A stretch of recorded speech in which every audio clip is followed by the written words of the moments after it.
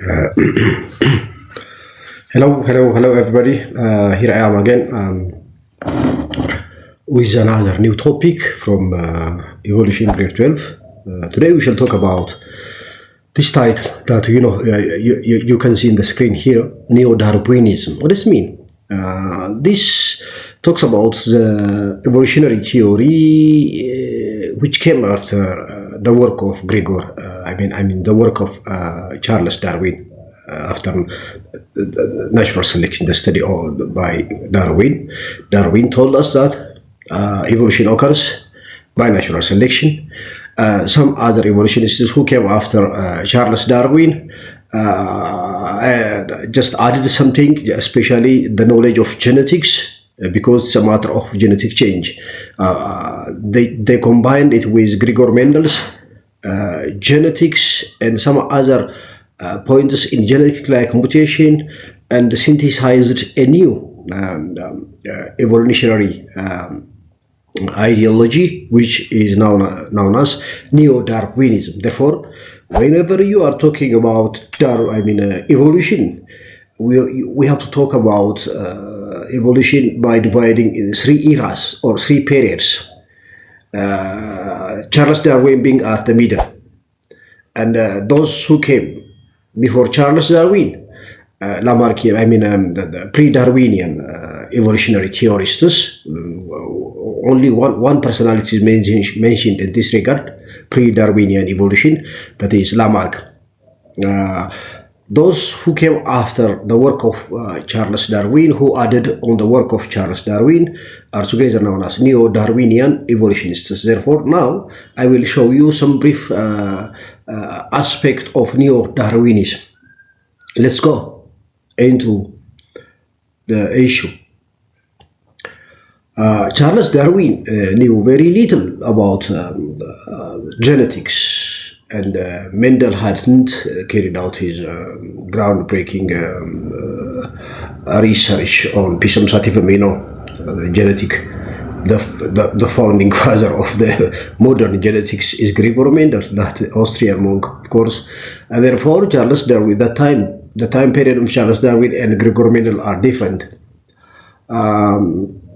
Therefore, Charles Darwin knew very little about genetics, and Mendel had not carried out his groundbreaking work on inheritance or genetics at the time Darwin published his book of on the origin of species. You see, there is a time gap. However, now we know much about genetics. Now, 21st century, we are at the molecular age of genetics, both in theoretical knowledge as well as applied knowledge is rife, abundant, and Neo-Darwinism is seen in the light of the modern knowledge of genetics. You see, now we are combining natural selection and we are combining modern knowledge of genetics in order to synthesize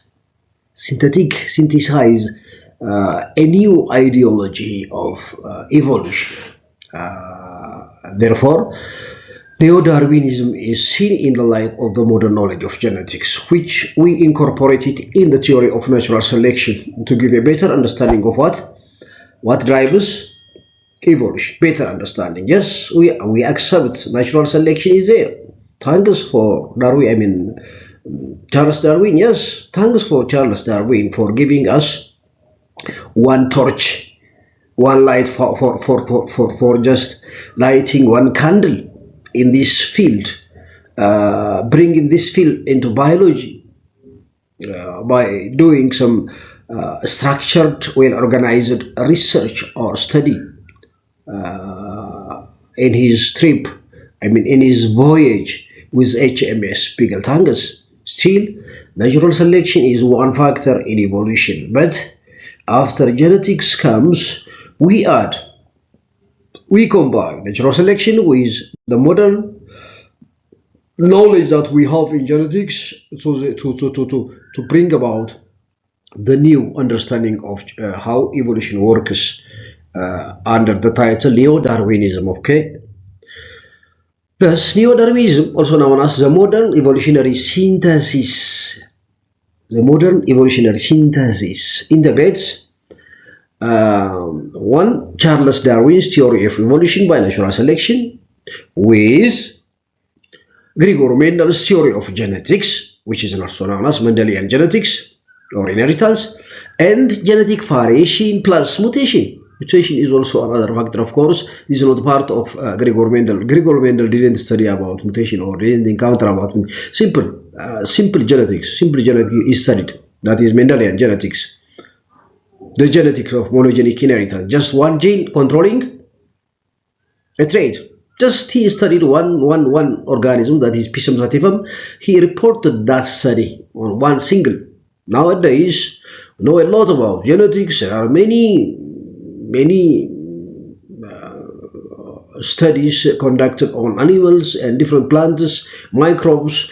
Therefore, the huge knowledge of genetics at molecular level, and therefore we are going to combine Gregor Mendel's theory of genetics, Mendelian inheritance, genetic variation, mutation, and all other aspects of the genetics in order to talk about neo-Darwinism, how evolution works. We also add mathematical population genetics, so as to give a better understanding of what drives this evolution. Okay. You can see here what neo-Darwinism means in this diagram. Just it is modern synthetic evolution theory, which came in the which started in the early 20th century. Still, we are in that era, the neo-Darwinism era. You can have here Mendelian inheritance is there, genetic variation there, mutation is there, and from Charles Darwin we also bring variation brings about natural selection. That natural selection also incorporated in the modern synthetic theory, which is known as neo-Darwinism. Okay, we also add mathematical models of population genetics. There is population genetics. We study gene pool of a population, the totality of the genes of a species or a group of organisms of the same species population. Therefore, we incorporate that by using mathematics, so that we study allele frequency changes in a population. Allele frequency changes. If allele frequency changes in a population, we can say that evolution has occurred. We shall come to that point later in our discussion. When we think about how a population might evolve into new species, we need to think in terms of all the genes or alleles of the population. You see? When we say evolution, we are not talking about individuals changing, the genes of individuals changing. No, we have to consider the totality of that particular species. You see, if you are talking about microevolution, as I've told you earlier, microevolution talks about how one single species undergoes evolution. Say, for example, microevolution in humans. The evolution in humans, starting from the ancient humans or ancient primates to the modern day human primate, Homo sapiens. Therefore, we are talking about one species. If you are talking about the evolution in one single species, that is microevolution. If you consider evolution in totality, biodiversity, how all this biodiversity evolved as a whole from common ancestor, that is macroevolution, of course. Therefore, when we think about how a population might evolve, that means how microevolution might occur into new species. You see, there is species X. Species X in course of time, because of change, in response to change to environment, undergoes change. That change accumulates and finally becomes a new species. From pre-existing species, a new species emerges. Therefore, whenever we are talking about change in a population or a species, we have to consider not the individual genes or alleles. or alleles or genes in an individual. We have to consider the totality of the genes of that population, which is known as gene pool. Therefore, we are talking about, whenever we are talking about evolution in a population, we have to consider the totality of the gene. We have to see how is the gene pool changing. The gene pool is the totality, the sum total of the genes within organisms in a single population.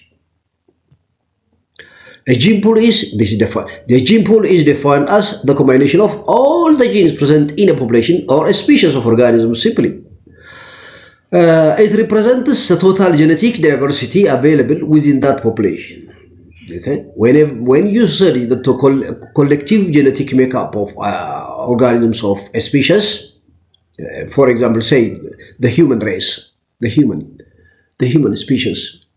Therefore, when you consider studying the evolution of humans, you are not only referring to the evolution of the Africans or Europeans or Asians or whatever. You have to consider all the global population as one species, and therefore we have to consider all the genes, the diversity of the genes, the gene pool of humanity, every corner of our planet. Those who are human, Homo sapiens, the genes must be considered. Therefore, gene pool represents the total genetic diversity available within that population, which is, of course, crucial for its ability to adapt to environmental changes. Yes.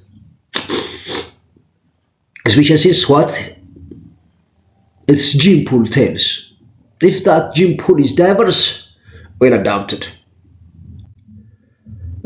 Three conditions necessary for evolution by natural selection to occur. One, natural variability for a trait in a population. You see, now this is what neo-Darwinism gave us. Darwin didn't describe these factors, these conditions. Simply told us that the means for evolution is natural selection. Now, neo-Darwinian evolutionists are now splitting, giving us further explanation. Three conditions must be fulfilled for evolution by natural selection occur. One, natural variability. You see, of course, Darwin told us variation as it is here, natural variability. Variation which occurred because of nature, that means inherited variability. Variability caused because of genes. Natural variability for a trait in a population. The second trait must be heritable. It must be transmitted from parent to offspring, from generation to generation. It must have genetic background. Three, traits must lead to differential reproduction. These are the three conditions that should be fulfilled so that natural selection can cause evolution. Traits must lead to differential reproduction through random mating. One very important point here, a heritable trait that enables organisms to survive and reproduce. A special name is given to this, that is adaptation. Heritable, which can be transmitted through genes during reproduction. A heritable trait that enables an organism to survive and reproduce is called adaptation, of course. Four major mechanisms that drive evolution. Now, again, these are also described because of neo-Darwinian evolutionists, of course. Four major mechanisms that drive evolution are these. One, natural selection, thanks for Darwin. This is given from Darwin. Two, mutation. Of course, this is out of Darwinian evolution. Darwin didn't observe mutation or didn't study mutation or didn't mention about mutation. This is neo-Darwinian idea or research. Mutation, random change in genes. Mutation. There is a section on mutation. I will discuss about mutation in a more elaborate way. Otherwise, mutation is a random change in the genetic material. Genetic material could be the whole chromosome, change in the chromosome, It could be change in DNA, nucleotides, nucleotides, the building blocks of DNA, building blocks. Change in the base, that is known as point mutation, of course. It could be change, growth change in chromosomes. Even change in chromosomes could be numerical change, number change. Either having one or more extra chromosomes or having deficiency of number of chromosomes in an individual is mutation, numerical, or it could be structural. Some part of the chromosome may be broken and lost, or some part may be broken from another and reattached, or some part may be found twice or three times, redundancy, you see, repeated. Therefore, structural change, structural chromosomal mutation, or numerical chromosomal mutation. The other type of mutation is point mutation, when there is change in a single base or nucleotide. We shall come to that point in a more wider discussion. The other mechanism that drives evolution is gene flow. I will talk about what gene flow is. This is also the gift from neo-Darwinian evolutionists, gene flow. And the other is genetic drift. We will talk about, there are areas where we discuss about genetic drift. And these are the four major mechanisms that drive evolution as far as neo-Darwinian evolution is concerned. When you go to Darwinism, for Darwin, the driving force of evolution is just natural selection. Now you see, in neo-Darwinian evolution, we have added three other mechanisms or elements. Mutation, very important, by creating new genes. By creating new genes in a population, it increases diversity, and it is one good raw material for evolution to occur. Gene flow and genetic drift are also very important factors. The driving force behind evolution, the process that brings about changes over time in a population that eventually can lead to formation of new species. You see, these are the four factors which over time cause change in the gene pool of a population, gene pool, the totality, and lead to formation of new species, which is known as speciation, natural selection. Therefore, this is another section. Here we shall talk about natural selection, its definition, types, and examples. Darwin didn't give us classes of natural selection. Now, after thorough research and study, neo-Darwinian evolutionists even classified natural selection with specific examples. There are many, three fundamental types of natural selection. Therefore, here in this section we shall give definition of already defined natural selection, the types with examples. Of course, simply natural selection is the driving force behind evolution. One driving force, one mechanism which causes evolution. The process that brings about changes over time in populations that eventually can lead to formation of new species. Those best adapted survive.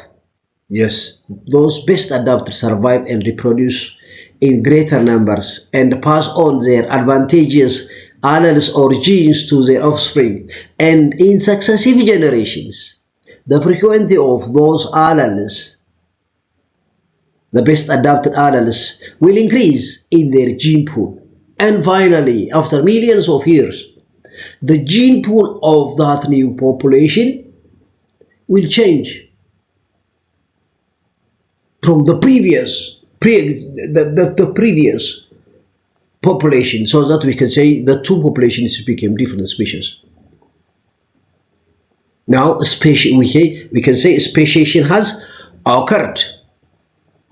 Thus, natural selection can eventually lead to speciation. This is it. You see, when the best is selected in each generation, only those genes which give best adaptation can pass to the offspring, to the next generation. Imagine when the best genes are selected, the fittest genes are selected, the most well adapted genes are selected, while the unfit genes are perished, unable to reproduce and pass. At the end of time, just after millions of years, new species will emerge because the gene pool has changed dramatically. The frequency of allele frequency has changed. Gene frequency or allele frequency has changed. Imagine two populations. Imagine two populations. Population X.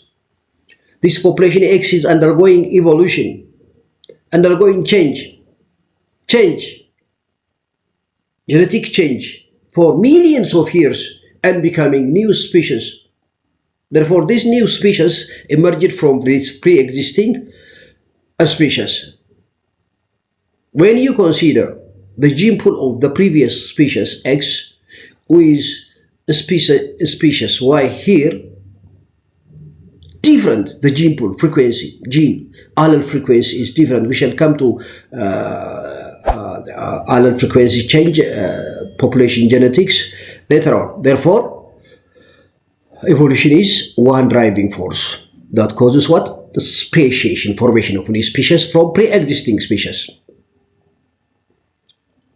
You should also not forget that it's very slow and gradual change, and the change is not an overnight change.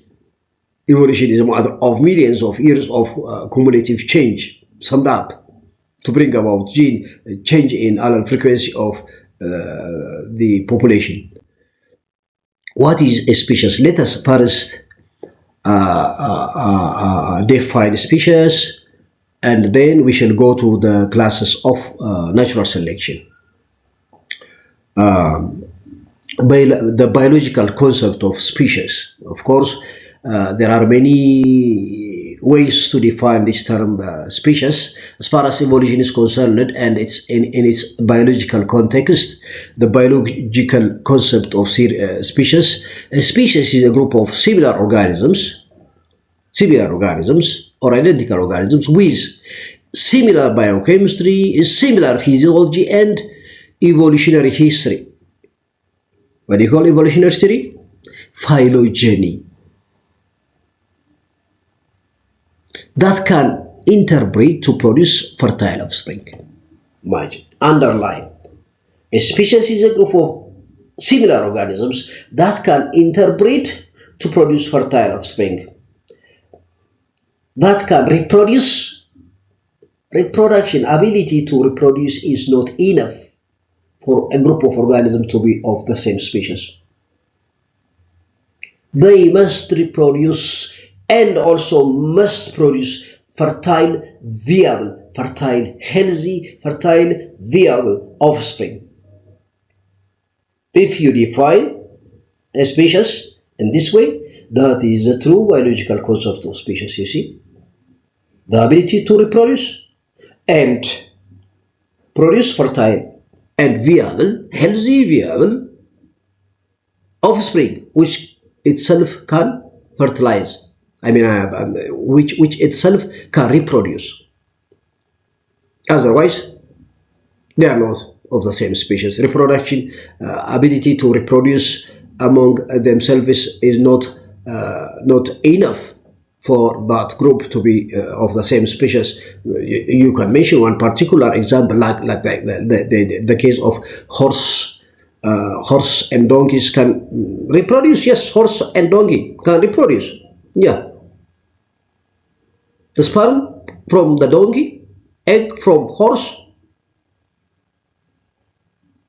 Fertilization can occur, zygote is formed, the zygote develops into an individual inside the horse's uterus. And we give that organism the name mule.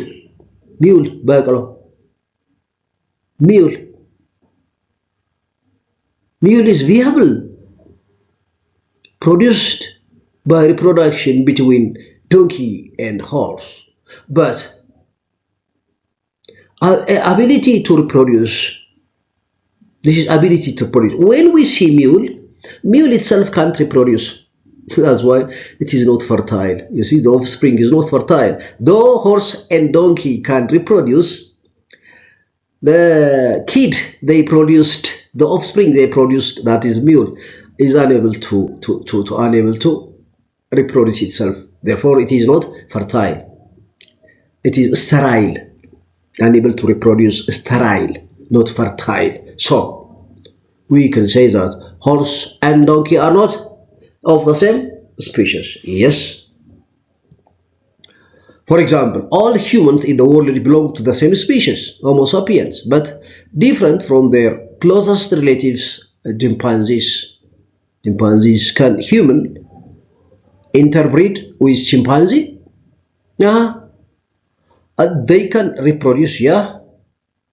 You may reproduce. Human being may reproduce with chimpanzee and produce healthy individual, but that healthy individual lacks something. What's that something? Fertility. Unable to reproduce. So, chimpanzee and human are not the same species. Now we shall come to the main point of this section, that is types of natural selection. Types of natural selection. Now, the first, as I've told you, three fundamental types of natural selections are there. The first is stabilizing selection. Stabilizing selection. Those with you have to consider a trait, a character. You see, character determined by gene, natural variation. Character determined by genes. These are the characters that are selected by natural selection, either selected against or selected for. Now, those with intermediate forms, you see, you consider a population with traits. And among this population, those with intermediate forms of a trait, intermediate forms, say, a population may contain short and tall individuals plus intermediate ones, intermediate between the short and the average one. If that natural selection favors, likes to allows those with intermediate characters to survive and reproduce by eliminating the extreme ones, eliminating the short ones, eliminating the tall ones, allows the intermediate forms, the intermediate character to reproduce and pass on genes. That is known as stabilizing selection. Stabilizing selection. Therefore, stabilizing selection selects or works for the intermediate forms of a trait, favors for intermediate, and by eliminating which traits, the extreme forms are eliminated from that population. So population looks more similar over time. You see, more similar. If, say, for example, in a human population, if one natural selection comes, that natural selection acts on hate. Let's assume that the natural selection acts on hate, which means it favors those with intermediate hate to survive, whereas those short and tall ones not to survive. So the natural selection eliminates, destroys those with short hate and long hate, and allows the intermediate, those with intermediate hate, to survive.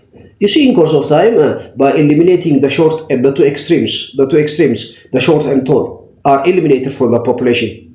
What will happen? The population in course of time becomes more similar over time. Therefore, when you go to after stabilizing selection, when you go and observe the population, the population almost everybody has on average hate. What happened to this population? Stabilizing selection has acted, eliminated the two extremes, the short and the tall, the two extremes. What is there in between short and tall? Intermediate. Then if the short and tall are eliminated, What remains is, therefore, over time, population looks more similar over time, of course. An example, a particular, very excellent example is the birth weight. This was studied in Britain, Great Britain. Birth weight. That means when babies are born, they do have weight. You see, weight.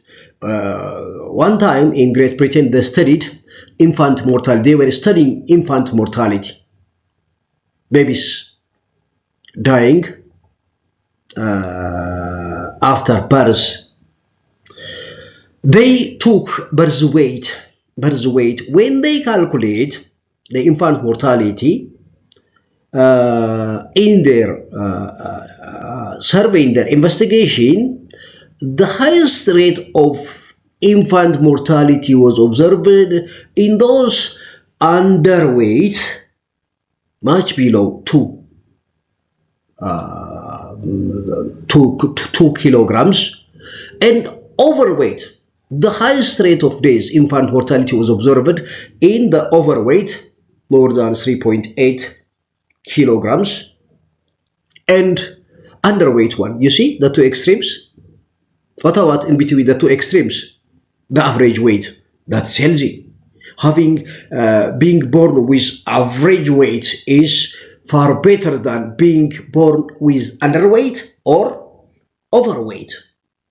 Overweight plus underweight do have their own consequences. Therefore, having an average weight baby during birth is healthy. Don't allow your baby in your womb to be obese, extremely fat, because infant mortality for extreme fat babies born is high. The risk that the baby will die in the first months of birth will be high. Therefore, this is studied. Now, natural selection, the force that kills underweight, overweight, this type of natural selection is stabilizing selection. You see, stabilizing selection.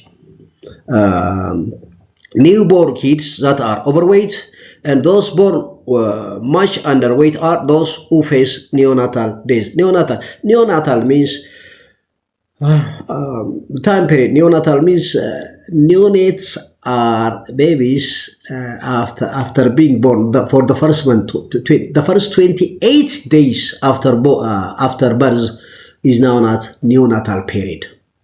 Neonatal period is, in medical term, in its medical context, neonatal period is a period, the first 28 days after a baby has been born. Therefore, the chance that a baby is dying within the neonatal period, which is known as neonatal days, the chance of neonatal days is higher when the baby is underweight or overweight. This is typical example of stabilizing selection. I'm sure you see, you can diagrammatically, you can see here natural selection acting here. It's acting here, eliminating one extreme is here, one extreme, the other extreme is here. The natural selection is eliminating this, the two extremes, and allowing the average intermediate to survive and reproduce and pass on their genes, so that in course of time that population becomes what? The population becomes what? You see, it is eliminating those extreme, the two extremes, those with the average trait or the average character, eliminated. Finally, the population becomes with an intermediate phenotype. Now, I think you are clear with the first type of selection, stabilizing selection. Yep. Let's jump to the second type of selection. This one is disruptive selection, also known as diversifying selection. Diversity. Now, this is totally different, totally opposite from the previous one. What was the previous one? Stabilizing selection. Stabilizing selection eliminated which varieties? The two extremes, and allowed the average to survive. This one is acting against the average. the intermediate. If this one eliminates the intermediate, imagine the other way around. Assume there is natural selection, change in the environment that favors the two extreme. Oh, please, the short ones survive, the tall ones survive. I don't like the intermediates, and the intermediates are eliminated from the population. Over time, you are going to see dimorphic people. You can see when you see the population, there are no intermediate forms. There are only the extremes, short and tall. Oh, the population is full of two extremes. You see, diversified, dimorphism. Two different phenotypes are formed by this disruptive selection, also known as diversifying selection. By eliminating those with intermediate characters, this type of selection produces two extreme phenotypes in a population. Environmental conditions favor individuals at both ends of the genetic spectrum. Both ends means both extremes. Intermediate forms are eliminated.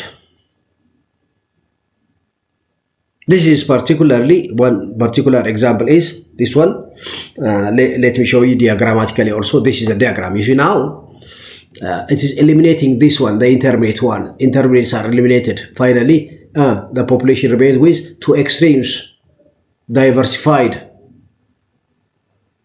Therefore, this is opposite. This is the opposite, totally opposite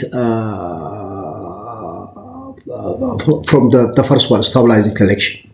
This one acts on, this one acts against the intermediate phenotypes or traits and produces two different forms, dimorphic forms. We call them dimorphic forms. So diversifying or disruptive, you can call it. One typical example, build size in the African finches. These are special types of birds, African finches. The big size, I mean build size, build means the mouse part, big. You see, there was a natural selection acting on these birds with respect to build size. What happened? Those with short beak and long beak plus intermediate beaks. Assume this population contains the same species but variation in what? Bill size. Short bill size, long bill size, plus in between the average or intermediate bill size. Natural selection occurred. This is most part that by which they use it for feeding. In their particular environment, these African finches, those with long beak, can search for their food and use their long beak and feed themselves. Those with short beak also did the same, able to survive. Those with intermediate beaks are unable to use it as long beaks or short beaks, so that slowly eliminated from the population, and the population of those African finches at the end of time became dimorphic. Only the population only contains those with short beaks and those with tall beaks, because the environment to feed and survive allowed only with the two extremes to survive. Okay, the third type of evolution, I mean natural selection, is directional selection. This is different. Directional selection. Directional selection. You can see when you say directional selection, it goes to producing one phenotype. You see now, eliminating one extreme here and intermediate, and going to select for one extreme. Only one extreme is only favored. directional selection. Allele frequencies shift to favor individuals at one extreme of the normal range. You see, this is a normal bell curve. It is emulating one extreme and the intermediate. One extreme and the intermediate forms are eliminated and favors the other extreme. Say, for example, in the same example that we have raised earlier, say in a human population, there is seems that there is natural selection coming to eliminate those with short height and those with intermediate. I don't like those short and intermediate. Eliminated. And the population is totally just identical, just all tall. You see? It moves towards one extreme. Directional selection moves the population into only to be one extreme.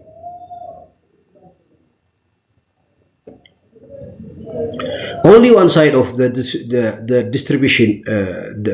distribution reproduce one. Thus, one extreme is reproduced. Population looks different over time. Example, antibiotic resistance. You see now, this is very important. We do have one area to discuss about. It's a burning issue really.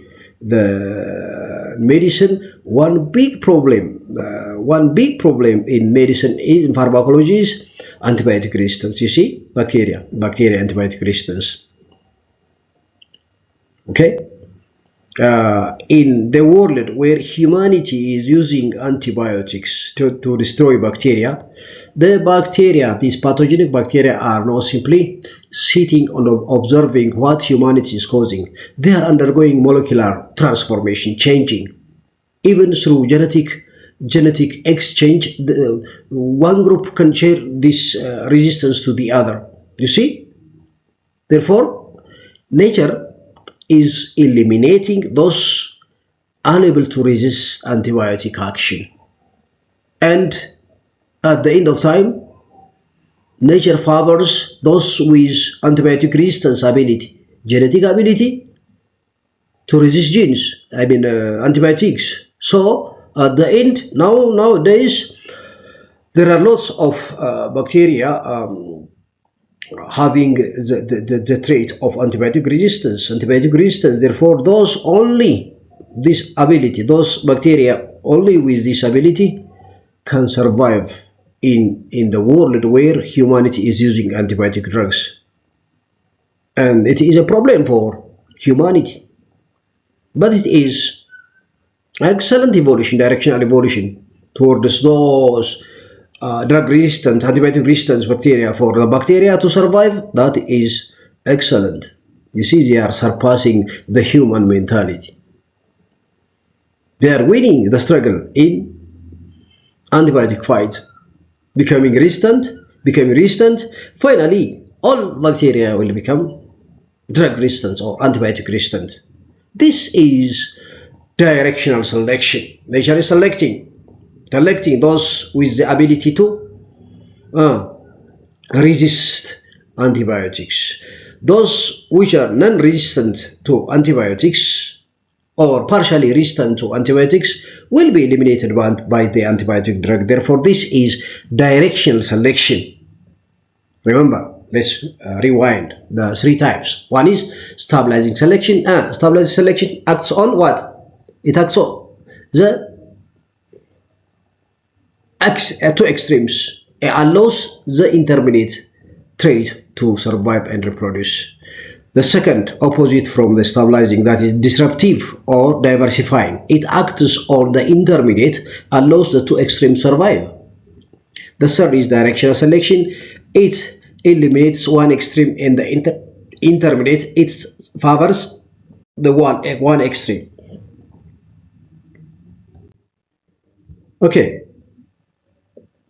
Natural selection in action. Let's see. This is as I have told you, the antibiotic resistance. A modern example of natural selection in action is antibiotic resistance, as we have seen. What type of selection is it? It is directional selection, we have already discussed. The spread of antibiotic resistance in pathogenic bacteria is a simple and elegant example of evolutionary adaptation by natural selection. Simple and elegant.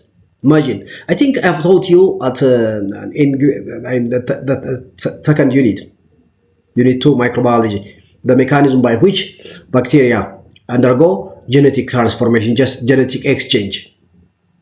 Transformation, when they pick the genes from their environment, and transfection, this occurs because of the viruses, bacteriophages, and of course during conjugation, bacteria come together, hold each other. The pili, the sex pili, help in transfer of genes, and from the donor or exchange genes. Therefore, by these different mechanisms, they increase their antibiotic resistance. They share it.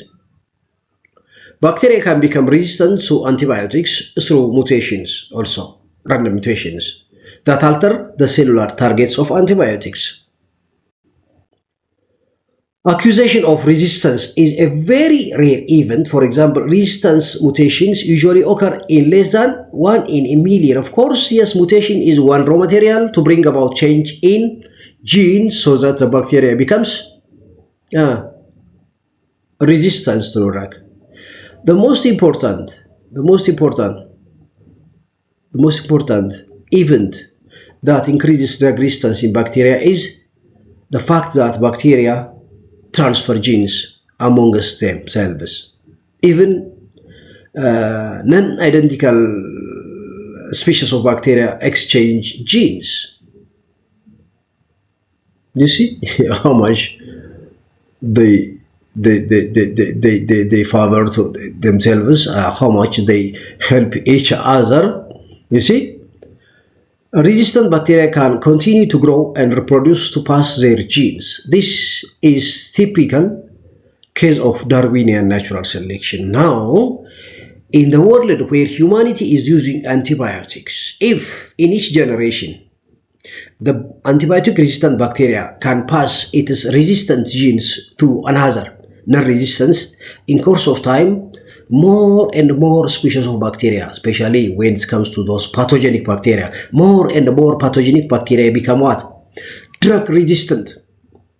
Therefore, what's this? This is good for survival of the bacteria, but it is bad for us because they are going to cause disease, serious disease, so that our antibiotics on the shelf will not help us, please, because whatever you take the antibiotics, you only remain with their side effects. Their side effects may add to the destruction by bacteria so that they may shorten your time in bed. Fast action and take you to the grave. You see, they are brilliant single-celled organisms exchanging genes by different mechanisms, developing resistance. Unless humanity in the pharmacological world acts to counter the drug-resistant bacteria by redesigning other potent, able to kill drugs, our pharmacology is in disaster and humanity is in disaster. Humanity is going to be destroyed by these tiny, invisible microbes. Tiny, but never simple. I say sometimes, as biologists, of course, bacteria are not simple. Some people may be simpler than bacteria, if you like. They are not simple. At molecular level, they are really super smart. And therefore, this is Darwinian natural selection acting. And last, we can say balancing selection. Let's say it's about balancing selection that acts in opposite direction. Of course, this is not part of the text, of course, but just for you to know it, you consider malaria balancing selection, a unique type of selection, natural selection known as balancing selection, which is identified by neo-Darwinian evolutionists selection that acts in opposite direction. For example, malaria, you consider malaria. In sub-Saharan Africa, where malaria is rife, abundant, you see, malaria is protozoal disease, plasmodium. When in the areas where there is sickle cell anemia. Sickle cell anemia is a genetic disorder. Point mutation. Mutation causes sickle cell anemia. It's recessive. Sickle cell anemia is recessive. You can suffer sickle cell anemia only if both genes are sickle cell. So, for heterozygous individuals, that means heterozygous, one allele is sickle cell and one is normal. They are carriers, of course. These people, in addition to the problem, these people is they are not suffering from sickle cell, but they carry the allele of sickle cell. If they reproduce with another individual of the same genotype, that means carrier, there is a chance 25% of times the baby born from these individuals will suffer from sickle cell anemia. This is a problem. Otherwise, it is not a problem for them. Being heterozygous, sickle cell anemia is not a problem for individuals. Even being heterozygous,